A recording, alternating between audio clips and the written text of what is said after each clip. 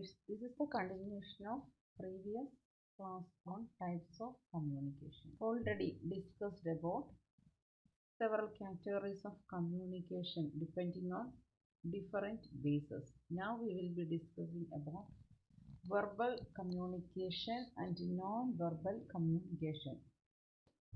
On the basis of the methods used in communication, communication can be classified into verbal communication and non-verbal communication. കമ്മ്യൂണിക്കേഷന് വേണ്ടിയിട്ട് ഉപയോഗിക്കുന്ന methods അനുസരിച്ച് കമ്മ്യൂണിക്കേഷനെ verbal communication എന്നും non verbal communication എന്നും classify ചെയ്തിട്ടുണ്ട്. Verbal communication, transmission of ideas or meanings from one person to another through written or spoken words is known as verbal communication. കമ്മ്യൂണിക്കേഷന് വേണ്ടിയിട്ട് written അല്ലെങ്കിൽ സ്പോക്കൺ വേർഡ്സ് ഉപയോഗിക്കുന്നതിനെയാണ് verbal communication എന്ന് പറയുന്നത്. Verbal communication can again be classified as written communication or oral communication. Verbal കമ്മ്യൂണിക്കേഷനെ written communication എന്നും oral communication എന്നും വീണ്ടും ക്ലാസിഫൈ ചെയ്തിട്ടുണ്ട്. Written communication is the transmission of messages in writing. Written communication detailed ആയിട്ട് പിന്നീട് പഠിക്കുന്നുണ്ട്. പല തരത്തിലുള്ള റിട്ടൺ ഫോംസ് ഓഫ് കമ്മ്യൂണിക്കേഷൻ ഉണ്ട്. അടുത്തതായി oral communication. It is the transmission of messages through spoken words. It is more effective method of conveying messages, ideas, feelings, suggestions, information, orders, etc. Spoken വേർഡ്സിലൂടെ messages convey ചെയ്യുന്നതിനെയാണ് oral communication എന്ന് പറയുന്നത്. ഇത് വളരെ എഫക്റ്റീവായിട്ടുള്ള method തന്നെയാണ്. ഇതിനെക്കുറിച്ച് already വളരെ detailed ആയിട്ട് പഠിച്ചിട്ടുണ്ട്. അതുകൊണ്ട് അതിനെക്കുറിച്ച് കൂടുതൽ ഡീറ്റെയിൽസ് പറയുന്നില്ല. It takes place through face to face conversation or through mechanical devices.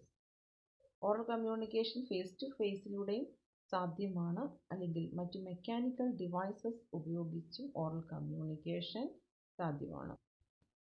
അടുത്തതായി non verbal or gestural communication.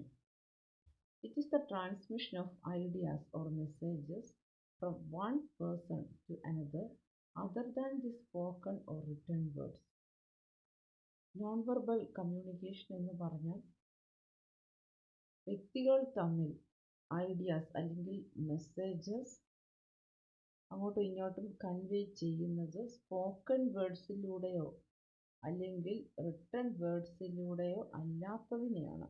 അപ്പോൾ നോൺ വെർബൽ കമ്മ്യൂണിക്കേഷനിൽ സ്പോക്കൺ അല്ലെങ്കിൽ റിട്ടൺ വേർഡ്സ് ഉപയോഗിച്ചുകൊണ്ട് കമ്മ്യൂണിക്കേഷൻ നടത്തുന്നില്ല. Communication doesn't mean merely written or oral messages. അപ്പോൾ communication എന്ന് പറഞ്ഞാൽ written അല്ലെങ്കിൽ ഓറൽ മെസ്സേജസ് മാത്രമല്ല. It is communication through gestures or postures. ഇവിടെ ജസ്റ്റേഴ്സ് അല്ലെങ്കിൽ പോസ്റ്റേഴ്സിലൂടെയാണ് കമ്മ്യൂണിക്കേഷൻ നടത്തുന്നത്. അതെന്താണെന്ന് നോക്കാം. Gestures are movements of our arms, legs, hands and head. Gestures എന്നുദ്ദേശിക്കുന്നത് നമ്മുടെ ആംസ്, ലെഗ്സ്, ഹാൻഡ്സ്, ഹെഡ് എന്നിവയുടെയൊക്കെ മൂവ്മെൻറ്റ്സും പല തരത്തിലുള്ള കാര്യങ്ങൾ കമ്മ്യൂണിക്കേറ്റ് ചെയ്യുന്നുണ്ട്. അതിനെയാണ് ജസ്റ്റേഴ്സ് എന്ന് ഉപയോഗിക്കുന്നത്. Gestural communication generally supplements verbal communication. അപ്പോൾ നമ്മൾ എന്തെങ്കിലും ഒരു കാര്യം സംസാരിക്കുമ്പോൾ നമ്മളുടെ കൈകൾ ചലിപ്പിക്കാറുണ്ട്, നമ്മുടെ തല ഇങ്ങനെ ചലിപ്പിക്കാറുണ്ട്. അപ്പോൾ വെർബൽ കമ്മ്യൂണിക്കേഷനെ സപ്ലിമെൻ്റ് ചെയ്യുന്ന ഒന്നാണ് ജസ്റ്ററൽ കമ്മ്യൂണിക്കേഷൻ. യഥാർത്ഥത്തിൽ വെർബൽ കമ്മ്യൂണിക്കേഷൻ്റെ എഫക്റ്റീവ്നെസ് വർദ്ധിപ്പിക്കുകയാണ് ചെയ്യുന്നത്. ഇപ്പോൾ ക്ലാസ്സിൽ അധ്യാപകർ പഠിപ്പിക്കുമ്പോൾ ജസ്റ്ററൽ മൂവ്മെൻറ്റ്സും കൂടെ വരാറുണ്ട്. സ്വാഭാവികമായിട്ട് വരുന്നതാണത്. നിങ്ങൾ കാര്യം പറയുമ്പോൾ ജസ്റ്ററൽ മൂവ്മെൻറ്റ്സ് വരാറുണ്ട്. അപ്പോൾ ഇത് വെർബൽ കമ്മ്യൂണിക്കേഷൻ്റെ എഫക്റ്റീവ്നെസ് വർദ്ധിപ്പിക്കുന്നു. Posture is the way we carry ourselves. Posture എന്ന് പറഞ്ഞാൽ നമ്മൾ എങ്ങനെയാണ് നമ്മളെ തന്നെ പ്രസൻറ്റ് ചെയ്യുന്നത്, അതാണ് പോസ്ചർ. അതിൻ്റെ എക്സാമ്പിൾസ് ഇവയൊക്കെയാണ്: shaking heads, waving hands, movements of lips, blink of an eye. അപ്പോൾ ഇതൊക്കെ പോസ്ചറിൻ്റെ എക്സാമ്പിൾസ് ആണ്. അപ്പോൾ ഇതിൻ്റെ ഡിഫറൻസ് മനസ്സിലാക്കണം. ജസ്റ്റേഴ്സ് എന്ന് പറഞ്ഞാൽ ആംസ്, ലെഗ്സ്, ഹാൻഡ്സ്, ഹെഡ് എന്നിവയുടെ മൂവ്മെൻറ്റ്സ് ആണ്. പോസ്ചർ എന്ന് പറഞ്ഞാൽ shaking heads, waving hands, movement of lips, blink of an eye. ഇത്തരം കാര്യങ്ങളൊക്കെയാണ് പോസ്ചറൽ കമ്മ്യൂണിക്കേഷനിൽ വരുന്നത്. More than 65% of human communication is through non verbal clues than through written or spoken words. യഥാർത്ഥത്തിൽ 65%ഓളം ഹ്യൂമൻ കമ്മ്യൂണിക്കേഷൻ നോൺ വെർബൽ ക്ലൂസിലൂടെയാണ്, അല്ലാതെ written അല്ലെങ്കിൽ spoken വേർഡ്സിലൂടെ അല്ല. അപ്പോൾ ജസ്റ്റേഴ്സ് എന്ന് പറഞ്ഞാൽ ഏതെങ്കിലും ഒരു ബോഡി പാർട്ടിൻ്റെ മൂവ്മെൻ്റ് ആണ്. നേരത്തെ പറഞ്ഞ പോലെ ആംസ്, ലെഗ്സ്, ഹാൻഡ്സ്, ഹെഡ്. അപ്പോൾ ഇവയുടെയൊക്കെ പ്രത്യേകമായിട്ടുള്ള മൂവ്മെൻറ്റ്സിനെയാണ് നമ്മൾ ജസ്റ്റേഴ്സ് എന്ന് പറയുന്നത്. പോസ്ചേഴ്സ് എന്ന് പറഞ്ഞാൽ നമ്മുടെ ഹോൾ ബോഡി ഉപയോഗിച്ചുകൊണ്ട് തന്നെയുള്ളൊരു കമ്മ്യൂണിക്കേഷനാണ്. അപ്പോൾ അതിനകത്ത് നമ്മൾ നിൽക്കുന്നത് എങ്ങനെയാണ്, നമ്മൾ നടക്കുന്നത് എങ്ങനെയാണ്, ഒരു ഇൻ്റർവ്യൂവിന് ചെല്ലുമ്പോൾ നമ്മൾ ഏത് രീതിയിലാണ് അവിടേക്ക് നടന്നു ചെല്ലുന്നത്, ഇതൊക്കെ പോസ്ചറിനകത്ത് വരുന്നതാണ്. അപ്പോൾ ഇവിടെ ഹോൾ ബോഡി മൂവ്മെൻറ്റ്സ് ഇമ്പോർട്ടൻ്റ് ആണ്. അതാണ് പോസ്ചർ എന്ന് ഉദ്ദേശിക്കുന്നത്. അടുത്തതായി forms of non verbal communication. Following are the different forms of non verbal communication: sign language, kinesics, paralanguage and circumstantial language. Let us discuss these in detail. Sign language. A sign is a symbol. ഒരു സിമ്പിളിനെയാണ് sign എന്ന് പറയുന്നത്. Sign language comprises of audio signals and visual signals for communication purpose. Communication പർപ്പസിന് വേണ്ടിയിട്ട് audio സിഗ്നൽസും അതുപോലെ visual സിഗ്നൽസും ഉപയോഗിക്കാറുണ്ട്. ഇതിനെയാണ് sign language എന്ന് പറയുന്നത്. The audio signals. There is some standard interpretations associated with some sounds. These sounds are used as signals. ചില സൗണ്ട്സിന് already തന്നെയും ചില ഇൻ്റർപ്രിട്ടേഷൻസ് നൽകിയിട്ടുണ്ട്. എന്ന് പറഞ്ഞാൽ അത് കേൾക്കുമ്പോൾ തന്നെയും ഇന്ന കാര്യത്തിനുള്ളതാണെന്ന് മനസ്സിലാകും. അത് ഓൾറെഡി എല്ലാവർക്കും അറിയാവുന്നതാണ്. ഫോർ എക്സാമ്പിൾ, ഈ കോളേജിൽ ബെല്ലടിക്കുമ്പോൾ അത് എന്തിനുള്ളതാണെന്ന് കേട്ട് എല്ലാവർക്കും അത് പരിചിതമാണ്. അപ്പോൾ അതൊരു സൈൻ അല്ലെങ്കിൽ സിമ്പലാണ്. ഓഡിയോ സിഗ്നലാണെന്ന് മാത്രം. Sound signals make communication much faster and economical. Sound signals വളരെയധികം പെട്ടെന്നും അതുപോലെ ചെലവ് കുറഞ്ഞ രീതിയിലുമുള്ള കമ്മ്യൂണിക്കേഷൻ രീതിയാണ്. ഇനി അടുത്തതായി visual signals. These are the symbols like posters, paintings, maps, lights which are used to convey messages for general information and education. ഇനി വിഷ്വൽ സയൻസ് എന്ന് പറഞ്ഞാൽ പോസ്റ്റർ, പെയിൻറ്റിങ്, മാപ്പ്, ലൈറ്റ്സ് ഇവയൊക്കെ ജനറൽ ഇൻഫർമേഷന് വേണ്ടിയിട്ടും എഡ്യൂക്കേഷന് വേണ്ടിയിട്ട് എന്ന് വെച്ചാൽ മറ്റുള്ളവർക്ക് കാര്യങ്ങൾ പറഞ്ഞ് മനസ്സിലാക്കി കൊടുക്കുവാനും ഉപയോഗിക്കാറുണ്ട്. The main advantage of using visual sign is that the receiver can easily remember the message.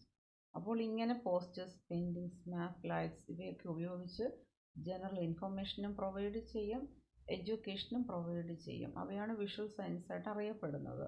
ഇത്തരത്തിലുള്ള വിഷ്വൽ സയൻസിൻ്റെ പ്രധാനപ്പെട്ട അഡ്വാൻറ്റേജ് എന്ന് പറയുന്നത് വിഷ്വൽ സയൻസിലൂടെ മനസ്സിലാക്കുന്ന കാര്യങ്ങൾ റിസീവർ എപ്പോഴും ഓർമ്മയിൽ സൂക്ഷിക്കും. അത് ഓർത്തിരിക്കുവാൻ എളുപ്പമാണ്.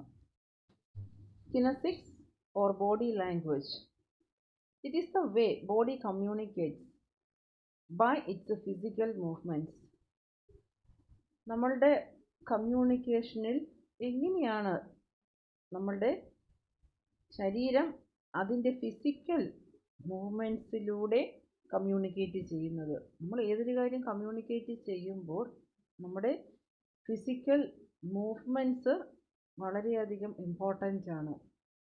അതെങ്ങനെയാണെന്നുള്ള കാര്യമാണ് കിനസിക്സ് അല്ലെങ്കിൽ ബോഡി ലാംഗ്വേജിൽ പ്രതിപാദിക്കുന്നത്. Kinesics is the study of body movements. The inner state of emotions are expressed through different parts of the body. അപ്പോൾ നമ്മുടെ മനസ്സിൽ എന്താണോ ചിന്തിക്കുന്നത് അല്ലെങ്കിൽ നമ്മുടെ ഇമോഷൻസ് എക്സ്പ്രസ് ചെയ്യുന്നത് നമ്മുടെ ഫിസിക്കൽ മൂവ്മെൻറ്റ്സിലൂടെയാണ്. അതിനെക്കുറിച്ചുള്ള പഠനമാണ് കിനസിക്സ്. This includes all actions like postures, facial expressions, gestures and other body movements. ഇത് ഏത് രീതിയിലാണ് എക്സ്പ്രസ് ചെയ്യുന്നത്? നമ്മുടെ ഇമോഷൻസ് നമ്മുടെ പോസ്റ്റേഴ്സിലൂടെ, ഫേഷ്യൽ എക്സ്പ്രഷൻസിലൂടെ, ജസ്റ്റേഴ്സിലൂടെ, ഇതൊക്കെ കൂടാതെ മറ്റ് ബോഡി മൂവ്മെൻറ്റ്സിലൂടെയാണ് ഇത് എക്സ്പ്രസ് ചെയ്യപ്പെടുന്നത്. Our body movements include our head, eyes, shoulders, lips, eyebrows, neck, legs, arms, fingers, hand, etc.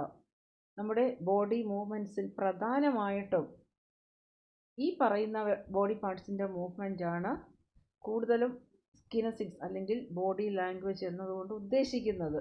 കാരണം കമ്മ്യൂണിക്കേറ്റ് ചെയ്യുമ്പോൾ ഇവയുടെ മൂവ്മെൻറ്റ്സ് ആണ് ഏറ്റവും അധികം ശ്രദ്ധിക്കപ്പെടുക. Head, eyes, shoulders, lips, eyebrows, necks, legs, arms, fingers, hand എന്നിവയുടെ മൂവ്മെൻറ്റ്സ്. ഏതൊരു കമ്മ്യൂണിക്കേഷനിലും ഈ തരത്തിലുള്ള ബോഡി മൂവ്മെൻറ്റ്സ് എന്ന് പറഞ്ഞാൽ head, eyes, shoulders, lips, eyebrows, necks, legs, arms, fingers, hand എന്നിവയുടെ മൂവ്മെൻറ്റ്സ് ആണ് ഏറ്റവും കൂടുതലായിട്ട് ശ്രദ്ധിക്കപ്പെടുന്നത്. ഇനി അടുത്തതായി കിനസിക്സിൽ വരുന്ന കാര്യങ്ങളാണ് പഠിക്കാൻ പോകുന്നത്. അതായത് ബോഡി ലാംഗ്വേജിൽ ഏതെല്ലാം രീതിയിലുള്ള കാര്യങ്ങളാണ് വരാൻ പോകുന്നത്. Facial expressions and eyes. Face is one of the parts of the body which sends out signals. മുഖത്തിൽ നിന്നും പല കാര്യങ്ങളും വായിച്ചറിയുവാൻ കഴിയും. പലതരത്തിലുള്ള സിഗ്നൽസ്, അതായത് എന്താണ് മനസ്സിൽ ചിന്തിക്കുന്നത് എന്നതൊക്കെ മുഖത്തോട്ട് നോക്കിയാൽ സ്പഷ്ടമാകും. അതാണ് വിച്ച് സെൻസ് ഔട്ട് സിഗ്നൽസ് എന്ന് പറയുന്നത്. മനസ്സിൽ എന്താണോ ചിന്തിക്കുന്നത് അതെല്ലാം മുഖമാണ് എക്സ്പ്രസ് ചെയ്യുന്നത്. Successful communication makes A very effective use of facial expressions.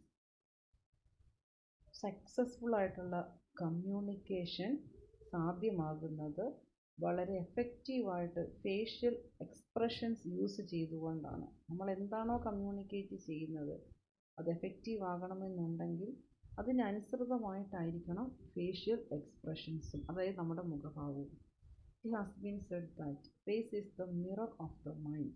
എല്ലാവരും കേട്ടിട്ടുണ്ടായിരിക്കും, മുഖം മനസ്സിൻ്റെ കണ്ണാടിയാണ്. Every facial muscle is an instrument of communication which plays an important role in face-to-face communication. മുഖത്തെ മസിൽസ്, ഫേഷ്യൽ മസിൽസ് എല്ലാം തന്നെയും ഫേസ് ടു ഫേസ് കമ്മ്യൂണിക്കേഷനിൽ ഒരു പ്രധാനപ്പെട്ട പങ്ക് വഹിക്കുന്നുണ്ട്. നമ്മുടെ മുഖത്തെ എക്സ്പ്രഷൻസ് മാറി മാറി വരുന്നത് ഫേഷ്യൽ മസിൽസിൻ്റെ ഒരു പ്രവർത്തനം കൊണ്ടാണ്. അപ്പോൾ അതുകൊണ്ട് തന്നെയും ഓരോ ഫേഷ്യൽ മസിലുകളും ഫേസ് ടു ഫേസ് കമ്മ്യൂണിക്കേഷനിൽ വളരെ പ്രധാനപ്പെട്ട പങ്ക് വഹിക്കുന്നു. അതുപോലെ eye contact. It is of great importance in face to face communication. Eye കോണ്ടാക്റ്റും ഫേസ് ടു ഫേസ് കമ്മ്യൂണിക്കേഷനിൽ വളരെയധികം പ്രാധാന്യം അർഹിക്കുന്ന ഒന്നാണ്. Eye contact shows attentiveness, while avoiding eye contact shows nervousness or trying to conceal something. Eye contact, അതായത് ഇപ്പോൾ ഒരാൾ എന്തെങ്കിലും ഒരു കാര്യം പറയുമ്പോൾ ആ കാര്യം പറയുന്ന ആളിൻ്റെ മുഖത്തേക്ക് തന്നെയാണ് ആ കേൾക്കുന്ന വ്യക്തി നോക്കുന്നതെങ്കിൽ, ഐ കോണ്ടാക്ട് കൃത്യമായിട്ടുണ്ടെങ്കിൽ അതിൻ്റെ അർത്ഥം ആ വ്യക്തി ആ സ്പീക്കർ പറയുന്നതെല്ലാം ശ്രദ്ധിക്കുന്നു എന്നതാണ്.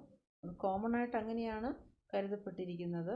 അതിൽ എക്സെപ്ഷൻസ് ഉണ്ടെന്നുള്ളത് മറ്റൊരു കാര്യം. എങ്കിലും ഐ കോണ്ടാക്ട് അറ്റൻറ്റീവ്നെസ് ആണ് കാണിക്കുന്നത്.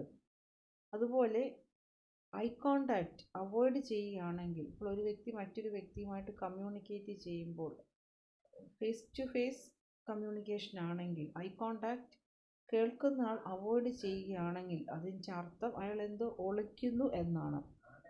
അതാണ് shows nervousness or trying to conceal something. മുഖത്ത് നോക്കി സംസാരിക്കാൻ തയ്യാറാവുന്നില്ലെങ്കിൽ അതിൻ്റെ അർത്ഥം എന്തോ ഒന്ന് ഒളിക്കുന്നു എന്നതാണ്.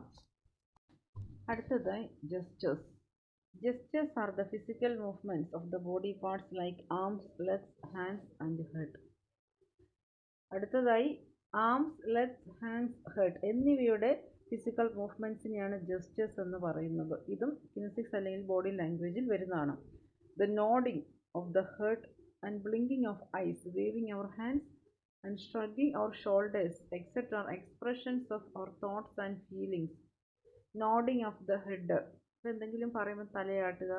അതുപോലെ ബ്ലിങ്കിങ് ഓഫ് ഐസ്, കണ്ണിൻ്റെ ചലനം, അത് കണ്ണ് ചിമ്മുക. അതുപോലെ വേവിങ് അവർ ഹാൻഡ്സ്, കൈ വീശി കാണിക്കുക. ഷ്രഗിങ് അവർ ഷോൾഡേഴ്സ്, തോളിങ്ങനെ കുലുക്കി ചിലപ്പോൾ നമ്മൾ നോ എന്നതിനൊക്കെ പറയാറില്ലേ. അപ്പോൾ ഇത്തരത്തിലുള്ള മൂവ്മെൻറ്റ്സ് ഒക്കെ ജെസ്റ്റേഴ്സിൽ വരുന്നതാണ്. ഇവയൊക്കെ നമ്മുടെ തോട്ട്സ് അല്ലെങ്കിൽ ഫീലിങ്സ് ഒക്കെ എക്സ്പ്രസ് ചെയ്യുന്ന ചില രീതികളാണ്. Nervousness, anchor, fear, determination, horror, sympathy, pity, lack of understanding, etc. can be much better expressed through body language and through words. Nervousness, ചില കാര്യങ്ങളൊക്കെ ഇപ്പോൾ പരീക്ഷ എഴുതാൻ പോകുമ്പോൾ അല്ലെങ്കിൽ ഒരു ഇൻ്റർവ്യൂവിന് പോകുമ്പോഴൊക്കെ പെട്ടെന്ന് നെർവസ് ആകുക. അപ്പോൾ നെർവസ്നെസ്, ദേഷ്യം, ഭയം, ഉറച്ച തീരുമാനം, അങ്ങനെ ഹൊറർ, സിമ്പതി, പിറ്റി, അത് ലാക്ക് ഓഫ് അണ്ടർസ്റ്റാൻഡിങ്, ഇതൊക്കെയും എക്സ്പ്രസ് ചെയ്യുന്നത് ബോഡി ലാംഗ്വേജിലൂടെയാണ്, വേർഡ്സിലൂടെ അല്ല. ഇത്തരം കാര്യങ്ങളെല്ലാം ശക്തമായിട്ട് എക്സ്പ്രസ് ചെയ്യുവാൻ ബോഡി ലാംഗ്വേജ് അല്ലെങ്കിൽ ജെസ്റ്റേഴ്സ് കൊണ്ട് സാധിക്കും. അടുത്തതായി ജെസ്റ്റേഴ്സ് പല രീതിയിലുണ്ട്. Clear or vague gestures. Point at water and then point two your mouth. This is an example of clear gestures. അപ്പോൾ നിങ്ങൾക്ക് ദാഹിക്കുന്നു, ടേബിളിൽ ഒരു ഗ്ലാസ് വെള്ളം ഇരിപ്പുണ്ട്.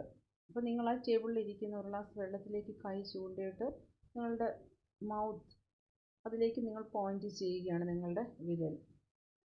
അപ്പോൾ കാണുന്ന ആർക്കും മനസ്സിലാകും നിങ്ങൾക്ക് ആ വെള്ളം വേണം, നിങ്ങൾ ദാഹിക്കുന്നു എന്നത്. ഇതാണ് ക്ലിയർ ജെസ്റ്റേഴ്സിൻ്റെ example. On the other hand, if one person observes some listeners nodding their head to what that person just said, the person will be confused whether they agree or disagree with that person. This is an example of vague gestures. നേരെ മറിച്ച് ഒരാളൊരു കാര്യം communicate ചെയ്യുകയാണ്. Communicate ചെയ്തതിന് ശേഷം ആ listeners പറഞ്ഞ കാര്യങ്ങൾ കേട്ടുകൊണ്ടിരിക്കുന്നവരടുത്ത് ചോദിക്കുകയാണ് പറഞ്ഞതൊക്കെ മനസ്സിലായോ എന്ന്. അപ്പോൾ കേൾവിക്കാർ തല ഇങ്ങനെ ചലിപ്പിക്കുകയാണ്. അങ്ങനെ ചലിപ്പിച്ച് കഴിയുമ്പോൾ ആ ഒരു സ്പീക്കർ എങ്ങനെയാണ് മനസ്സിലാക്കി എടുക്കേണ്ടുന്നത്, ആ ഒരു ലിസണേഴ്സിന് മനസ്സിലായെന്നോ ഇല്ലെന്നോ തല ഇങ്ങനെ ആട്ടുകയാണ്. എങ്ങനെ മനസ്സിലാക്കാൻ കഴിയില്ല എന്നും, അതായത് പറഞ്ഞ കാര്യങ്ങൾ മനസ്സിലായില്ലെന്നും മനസ്സിലായെന്നും ധരിക്കാം ഇങ്ങനെ തലയാട്ടുകയാണെങ്കിൽ. അപ്പോൾ ഇത്തരത്തിലുള്ള ജെസ്റ്റേഴ്സ് വേഗ് ജെസ്റ്റേഴ്സ് ആണ്. എന്നുവെച്ചാൽ കൃത്യമായിട്ട് ആ ഒരു കാണുന്ന ആൾക്ക് മനസ്സിലാകുന്നില്ല എന്താണ് ഇതിൻ്റെ അർത്ഥമെന്ന്. അപ്പോൾ അവിടെ കാര്യങ്ങൾ കമ്മ്യൂണിക്കേറ്റ് ചെയ്ത കമ്മ്യൂണിക്കേറ്റർക്ക് മനസ്സിലാകുന്നില്ല. കമ്മ്യൂണിക്കേറ്റർ പറഞ്ഞ കാര്യങ്ങൾ എഗ്രി ചെയ്യുകയാണോ ഈ ലിസണേഴ്സ്, അതോ ഡിസഗ്രി ചെയ്യുകയാണോ എന്ന്. അടുത്തതായി അൺനാച്ചുറൽ ജെസ്റ്റേഴ്സ്.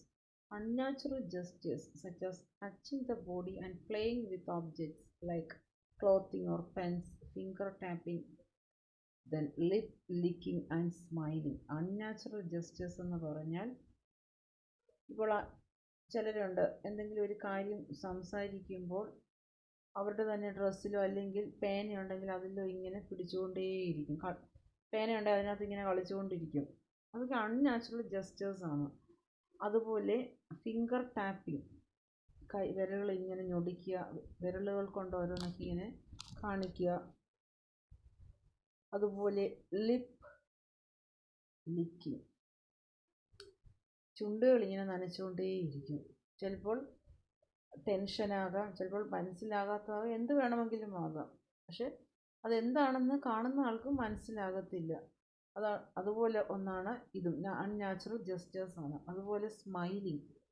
നമുക്ക് ചില കാര്യങ്ങൾ കേൾക്കുമ്പോൾ ചിരി വരും, പക്ഷെ അനാവശ്യമായിട്ട് ചിരിക്കുമ്പോൾ ആ ഒരു കമ്മ്യൂണിക്കേറ്റർക്ക് മനസ്സിലാകില്ല എന്താണ് ഇവർ ഉദ്ദേശിക്കുന്നതെന്ന്. അപ്പോൾ ഇത്തരത്തിലുള്ള ജസ്റ്റേഴ്സ് ആണ് അൺനാച്ചുറൽ ജസ്റ്റേഴ്സ്.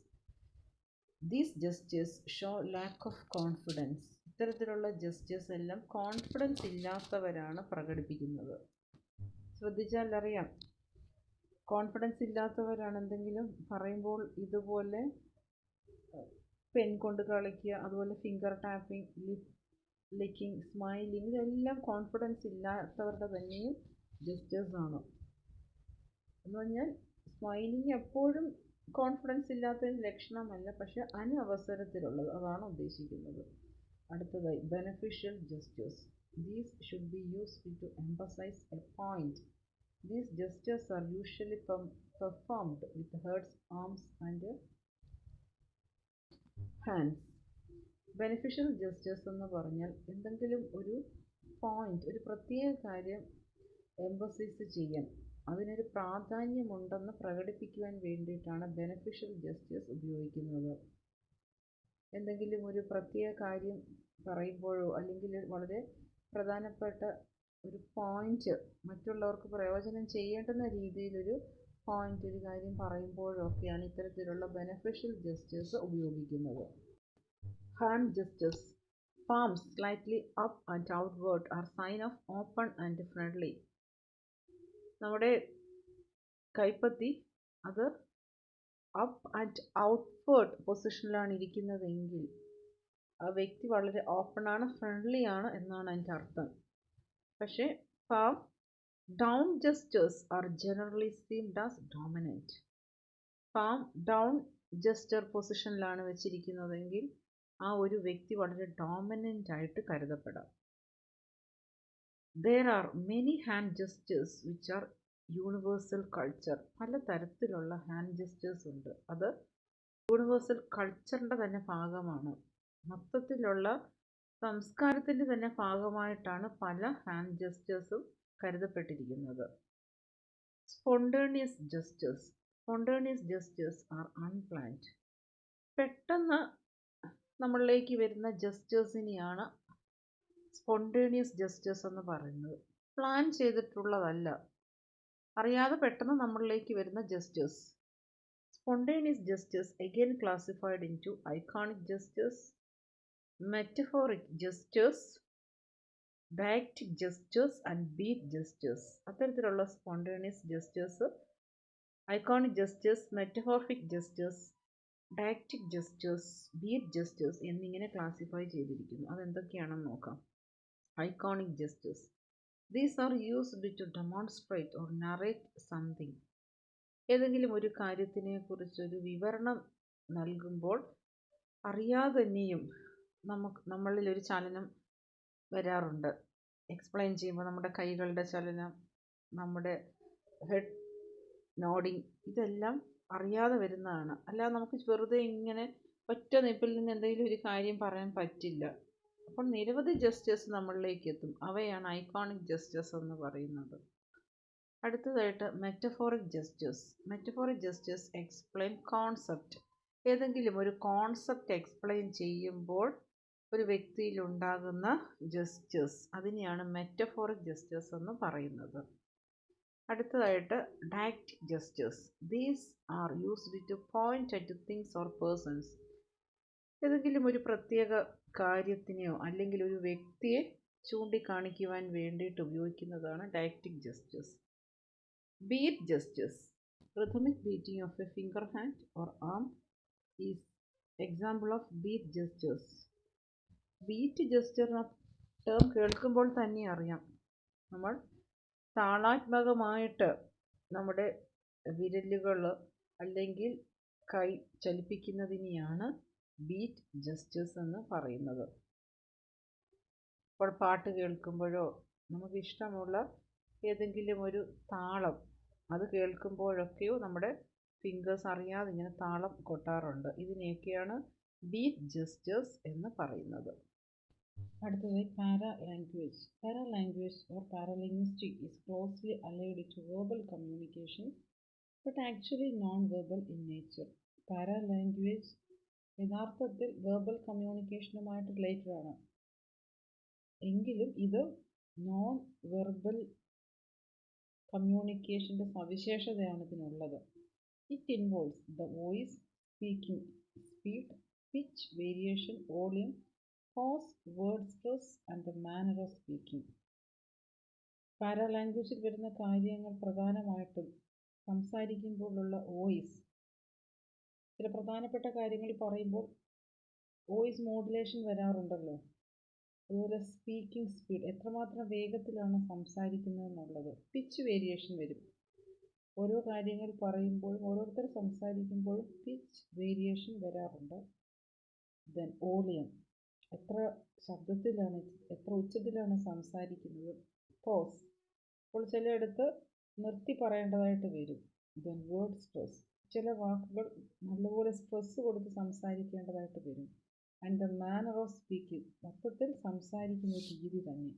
ഇവയൊക്കെ പാരാ ലാംഗ്വേജ് ആയിട്ടാണ് കരുതപ്പെടുന്നത്. Para language does not consist of words. യഥാർത്ഥത്തിൽ പാരാ ലാംഗ്വേജിൽ പ്രത്യേക വേർഡ്സ് വരുന്നില്ല. Example okay, except are non verbal expression.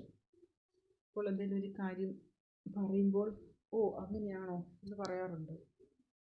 അവിടെ അതൊരു വാക്കല്ല, അതൊരു പ്രത്യേക എക്സ്പ്രഷനാണ്, അത് പാരാ ലാംഗ്വേജിൽ വരുന്നതാണ്. അതുപോലെ ഓക്കെ എന്നുള്ളത് യഥാർത്ഥത്തിൽ പാരാ ലാംഗ്വേജിൽ വരുന്നതാണ്. അടുത്തതായി സർക്കംസ്റ്റാൻഷ്യൽ ലാംഗ്വേജ്. സർക്കംസ്റ്റാൻഷ്യൽ ലാംഗ്വേജിൽ വരുന്ന കാര്യങ്ങളാണ് സ്പേസ് ലാംഗ്വേജ് അല്ലെങ്കിൽ proxemics. Proxemics is the study of how we use space around it to communicate the message. Proxemics എന്ന് പറയുന്നത് നമ്മൾ എങ്ങനെയാണ് കമ്മ്യൂണിക്കേറ്റ് ചെയ്യുമ്പോൾ നമുക്ക് ചുറ്റുമുള്ള സ്പേസ് യൂസ് ചെയ്യുന്നത്, അതിനെയാണ് പ്രോക്സിമിക്സ് എന്ന് ഉദ്ദേശിക്കുന്നത്. അതിനെക്കുറിച്ചുള്ള പഠനമാണ് proxemics. For most of us, someone standing very close to us makes us uncomfortable. ഇപ്പോൾ മിക്കവാറും എല്ലാവർക്കും തന്നെയും നമ്മൾ ആരോടെങ്കിലും സംസാരിക്കുമ്പോൾ അവർ വളരെ ക്ലോസ് ആയിട്ട് വളരെ അടുത്ത് വന്നിങ്ങനെ നിൽക്കുമ്പോൾ നമുക്കൊരു അൺകംഫോർട്ടബിൾ ഫീൽ ചെയ്യാറുണ്ട്. Here space is the distance between the sender and the receiver of the message in oral communication. അപ്പോൾ സ്പേസ് ലാംഗ്വേജ് അല്ലെങ്കിൽ പ്രോക്സിമിക്സ് എന്ന് പറഞ്ഞാൽ ഓറൽ കമ്മ്യൂണിക്കേഷനിൽ സെൻഡറും റിസീവറും തമ്മിൽ എത്രമാത്രം ഡിസ്റ്റൻസ് പാലിക്കണം എന്നതിനെ കുറിച്ചാണ് മെൻഷൻ ചെയ്യുന്നത്. അടുത്തതായി ടച്ച് ലാംഗ്വേജ് അല്ലെങ്കിൽ haptics. In this form of communication touch reveals our perception, our attitude and sometimes our needs.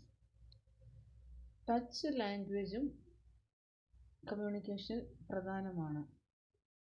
ഇപ്പോൾ ഒരു വ്യക്തിയെ സ്പർശിക്കുമ്പോൾ ആ ഒരു വ്യക്തിയുടെ പെർസെപ്ഷൻ, ആറ്റിറ്റ്യൂഡ്, നമ്മുടെ നീഡ്സ്, ഇതെല്ലാമാണ് എക്സ്പ്രസ് ചെയ്യുന്നത്. Touch relates it openness, comfort with relationship and the ability to express feelings. യഥാർത്ഥത്തിൽ ടച്ച് ഒരു വ്യക്തിയുടെ ഓപ്പൺനെസ്, മറ്റൊരു വ്യക്തിയുമായിട്ടുള്ളൊരു കംഫോർട്ട് ലെവൽ, അതുപോലെ ഫീലിങ്സ് എക്സ്പ്രസ് ചെയ്യാനുള്ള എബിലിറ്റി എന്നിവയൊക്കെയുമായിട്ട് ടച്ച് ലാംഗ്വേജ് റിലേറ്റഡ് ആണ്. അടുത്തതായി ടൈം ലാംഗ്വേജ് അല്ലെങ്കിൽ chronemics. Time language is another type of non verbal communication. Here messages are sent by showing what time means to us. Time language അല്ലെങ്കിൽ chronemics എന്ന് പറഞ്ഞാൽ ഒരു message ടൈമിനെ പ്രതിപാദിക്കുന്നതാണ്.